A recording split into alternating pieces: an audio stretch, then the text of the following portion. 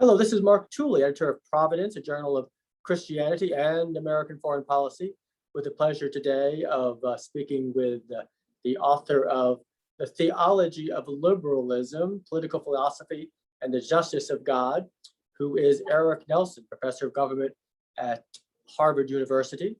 Providence reviewed his fascinating book a few months ago in an article by Daniel Strand, which I commend to you. But we appreciate the opportunity to go to the author himself for further explanation and analysis. So, Dr. Nelson, thank you. Thank you for having me. It's a pleasure.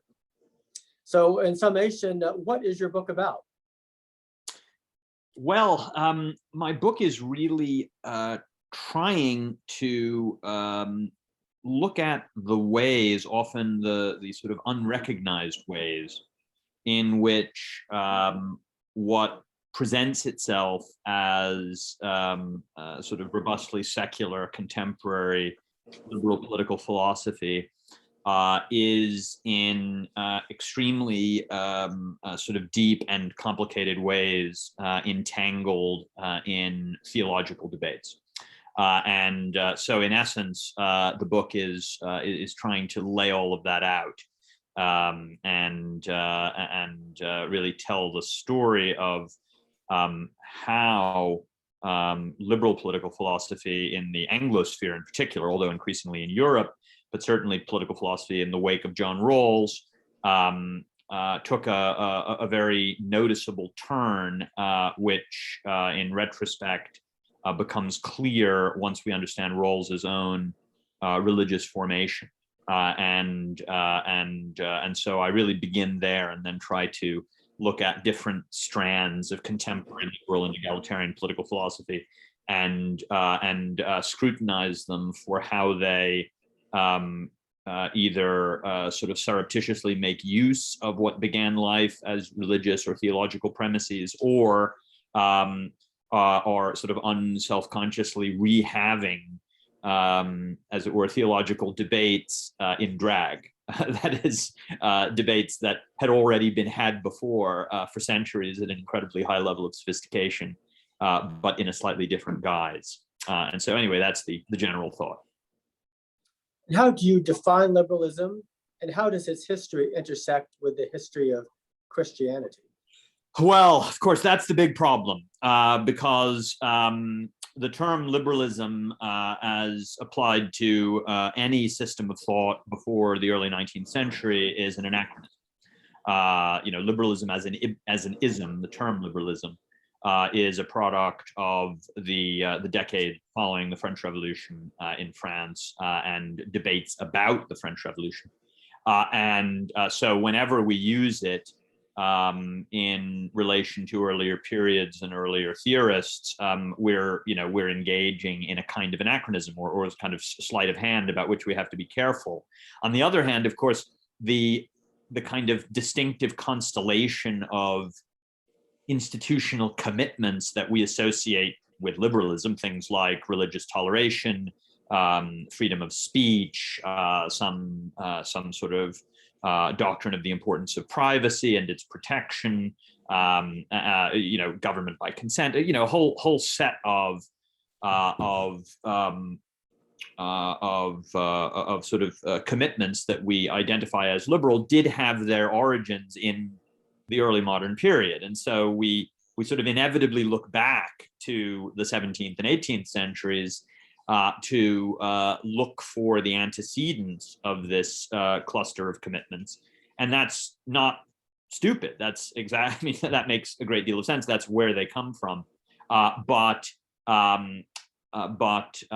they weren't called liberal, and they were also, and here's where it gets very tricky, the same basic, let's say, political commitments, things like religious toleration, for instance, were often defended on very different grounds.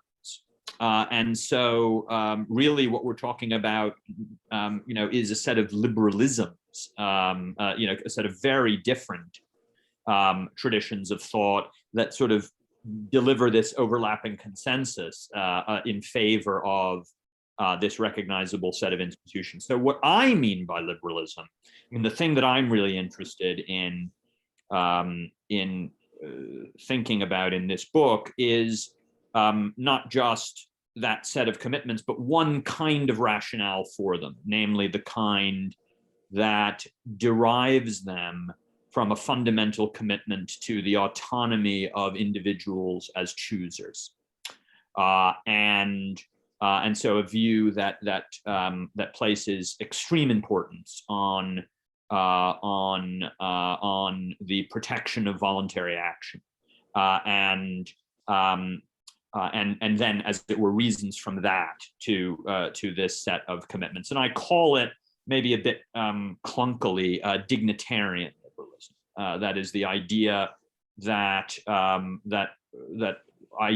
sort of position, commitments like religious tolerance, free speech, the prevention of coercion in relation to private behavior and so on, that these things should be understood as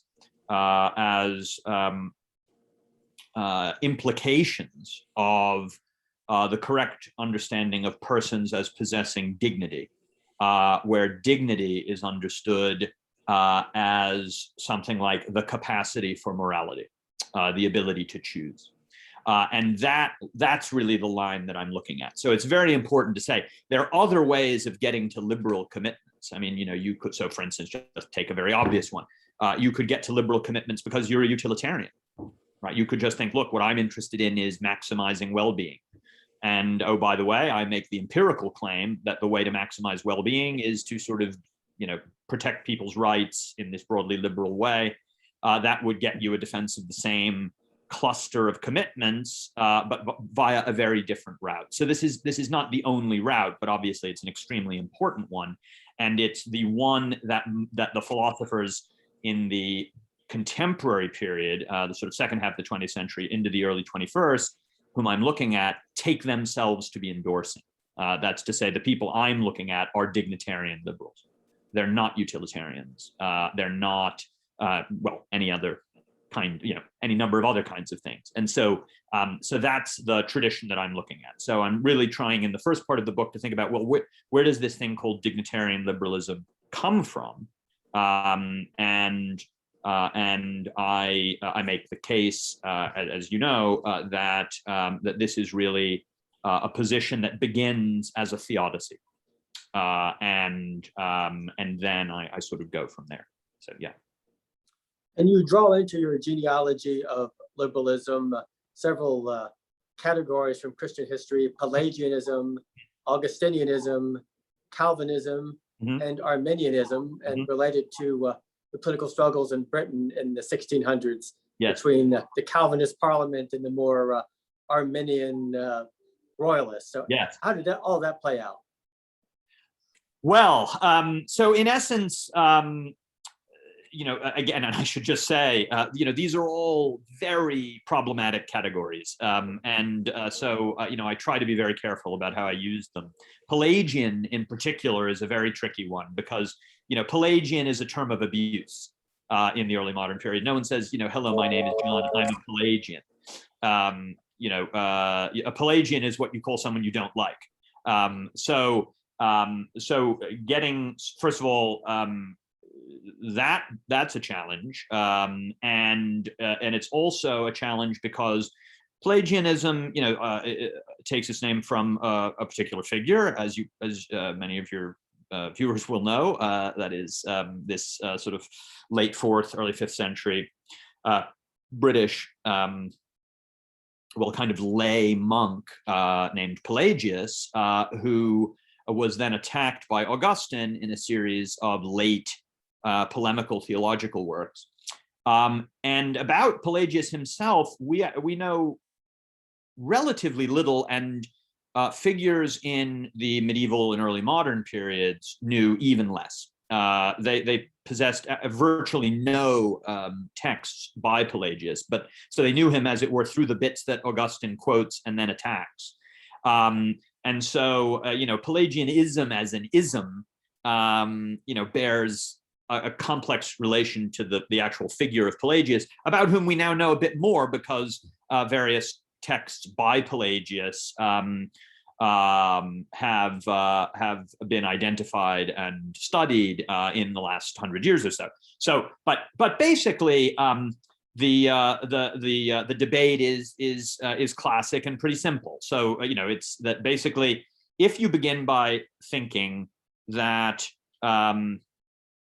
that's to say, if you're what philosophers call a rationalist about morality, that's to say you think that morality or moral principles just exist necessarily, and they're not the result of God's willing them to exist. They, God being perfect simply conforms himself always to these freestanding principles.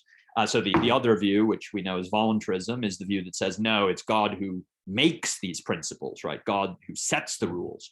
And for any number of reasons, that was taken to be a very unattractive view for Orthodox theology. So the overwhelming majority of Christian theologians, as indeed Jewish theologians, Muslim theologians, were rationalists. So they would say, yes, moral principles just exist, and God is perfect, and so he, invariably conforms his behavior to them. But wait, if God is supposed to, if all of God's behavior, if he is indeed omnipotent, omnibenevolent, perfectly just, and so on, how do we account for the fact that there's so much evil in the world and suffering?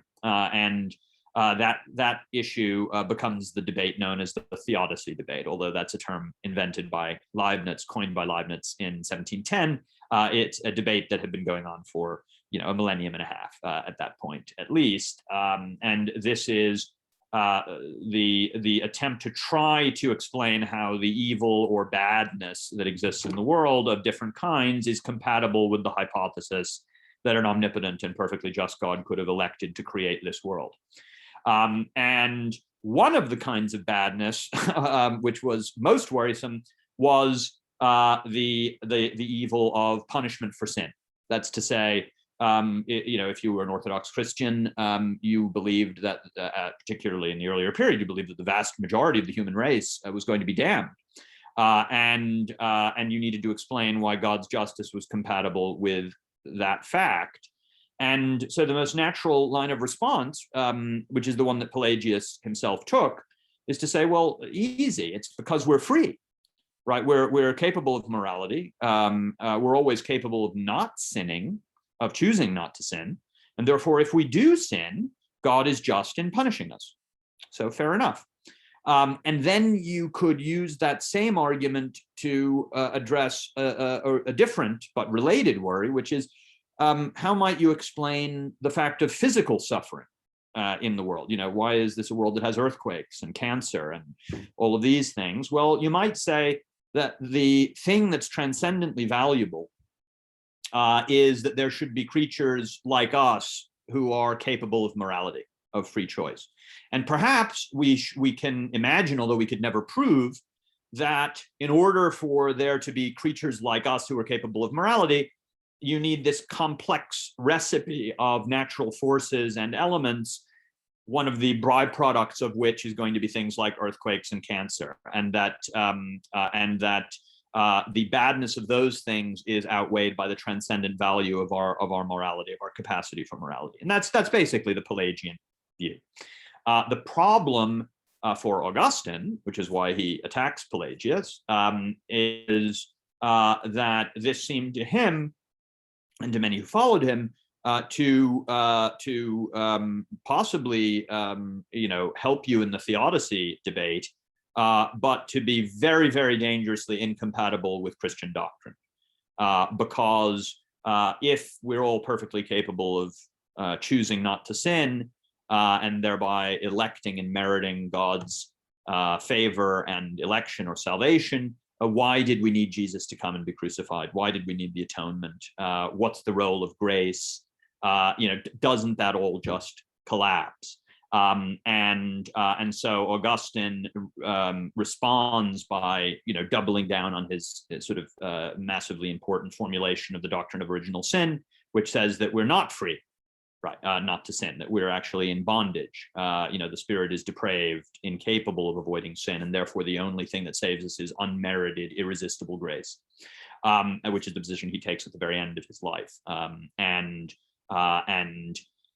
the in the subsequent history of Christianity, this has been a dialectic, right? So most Christian theologians tried to come down somewhere in the middle. I mean, you had Calvinists and Jansenists who went the full late Augustine, and the full predestinarian, unmerited, salvation story and damnation story. But most tried to do something in the middle. Well, grace is necessary but not sufficient, or that we can make ourselves somehow open to grace. We can at least accept it or reject it. We have some role in it, and so on. But the orthodox position, the one that really comes out of Augustine, is one that must assign a very large role to grace. And this seemed to many of the figures that I'm talking about in the book to turn God into a kind of tyrant, and therefore to be absolutely unacceptable. That's to say, if God first depraves your spirit so that you can't but sin, and then punishes you for the sin you couldn't avoid, that's the behavior of a tyrant. And so they were the figures I'm interested in, this kind of long train from Milton through Locke, through Kant, and so on, were all becoming increasingly Pelagian, rejecting the doctrine of original sin, being led to very heterodox views about things like the Trinity or the divinity of Christ, becoming, something very much like later, the sort of what we would know in the later period as Unitarianism, kind of getting very, very far away, so that they could defend the justice of God. And what I try to show is that all of these commitments to religious freedom, toleration, the sort of respect of political institutions for individual choice, they all justified on the model of that theodicy, and as a result of it, right? Because if the thing that's transcendently valuable is that we have to be capable of morality, and if being capable of morality means being capable of freely choosing to do the right, then we have to be, as it were, let alone to make choices, including bad choices. And that's the sort of view that I take to be distinctive of dignitarian liberalism, really, until Rawls. And my story is really about how Rawls turns all of this upside down, because Rawls really, as we now know, although we didn't for quite some time, or very few people did, Rawls began his intellectual life as a very committed Christian who was studying theology and who was planning to become an Episcopal priest. And his formation was deeply, deeply Augustinian, and very anti-Pelagian. So he was completely opposed to the idea of the possibility of merit for human beings, of earning, and I try to show how those commitments remain with him even later in life, when he's writing what purports to be secular political philosophy. So that's the short version, or as short as I could make it. Yeah. Oh, Mark, I've lost you. And so in the next minute or two, as we conclude, where are we today in terms of liberalism? Well, I think we're very confused because it's increasingly common, at least in my neck of the woods, for people who think of themselves as liberal and as egalitarians, indeed, to be most skeptical of the idea of merit, right, or desert or earning. So we see all of these attacks on the idea of meritocracy, all of and one of the things I'm trying to point out is that's a very strange view to find in an egalitarian theory, because the whole point is to say, what all these Pelagians were saying was, look, if God is just, and he's going to judge us, then it means we all have to be not just capable, but equally capable of autonomous choice and shaping our moral lives and making good decisions and being disciplined and being industrious and cultivating virtues. We have to all have the ability to achieve and to be meritorious. The opposing view, which says, well, no, all these facts about us, the facts that cause some people to be better at leading a human life than others, or to make better decisions than others, to be more moral than others, to be more productive than others, all of that is, as it were, just the cards we're dealt, some combination of heredity and environment over which we have no control. That looks like a very inegalitarian theory, right? Because that says that that's a kind of natural caste system that says that there are some human beings who, instead of because of God's favor, because this has now been secularized, we'll call it just chance or the natural lottery, we're just given better natural endowments, a better character, a better disposition, and everyone who does less well couldn't have but done less well. Right, and so you have the sort of the elect and the reprobate, but just in this secularized form, where they're called the better endowed and the worse endowed, or the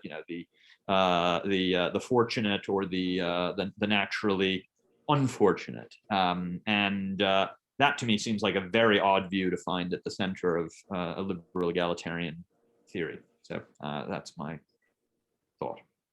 And if I understand you correctly in your book, you're suggesting that liberals, to become better liberals, need to become better Pelagians. Yeah, that's about it in a nutshell. Yeah. Eric Nelson, author of The Theology of Liberalism, Political Philosophy, and the Justice of God. Thank you for a fascinating conversation. Thank you, Mark. I appreciate it.